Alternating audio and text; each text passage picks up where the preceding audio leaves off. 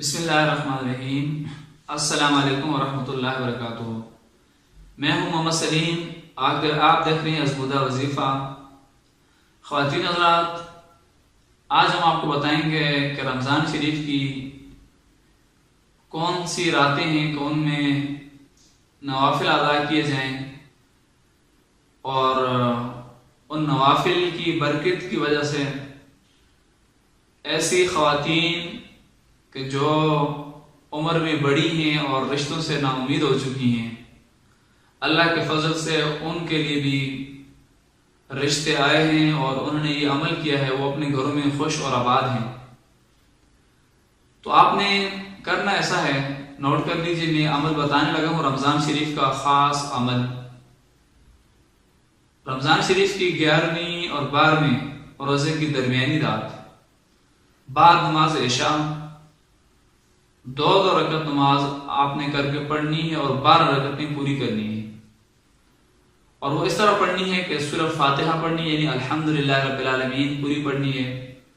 اس کے بعد قل هو اللہ احد پڑھنی ہے، یعنی 12 نفل پڑھنے آپ نے 2 کر کے، ہر رکعت میں ایسا ہی کرنا ہے آپ نے، کوئی اور صورت نہیں پڑھنی، سورۃ الاخلاص پڑھنی ہے سورہ فاتحہ کے بعد۔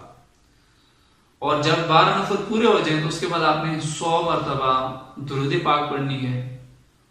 اس تمام درود پاک کا ثواب نبی کریم علیہ السلام کی روح پاک کو ایصال ثواب کرنا ہے، اور پھر حضور علیہ السلام کے وسیلے ہی سے اپنی بہنوں کے رشتوں کے حوالے سے، اپنے بھائیوں کے رشتوں کے حوالے سے آپ نے پھر دعا کرنی ہے۔ تو جب انشاءاللہ العزیز اس رمضان میں آپ 11ویں اور 12ویں رمضان کو یہ عمل کریں گے تو اگلے رمضان سے قبل جو آپ کی مراد ہے وہ پوری ہوگی، اور وہ بڑی لڑکیاں کہ جو عمر کی میں زیادہ ہو گئی ہیں اور جو نا امید ہو چکی ہیں کہ ان کے رشتے اب نہیں آئیں گے، ان کے لیے یہ خاص عمل ہے۔ انہوں نے یہ عمل کیا، بہت سی بچیوں نے، اور عمل کرنے کے بعد پھر یہ بات ہم تک پہنچائی گئی،